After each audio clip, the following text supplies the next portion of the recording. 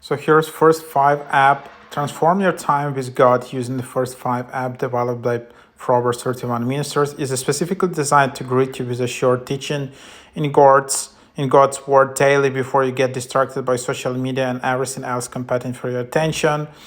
So, new teaching every day. We unpack books of the Bible, focusing on passages each day. Highlight, save, and share. You can highlight any portion of your daily teachings to bookmark, share, or add a personal note. Reminder functionality. You can set up reminders. Use this feature for your daily Bible reading. So this is the app. This is kind of like a Bible app, and you're just having daily 5 teachings with this app.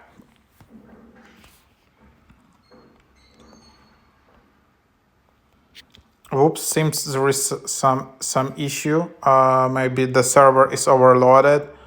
All right, maybe they're just only available in US. But yeah, here is the app which you can just try out for if you're looking for some Bible app. Hopefully, it will be back online soon. But yeah, it has some nice ratings.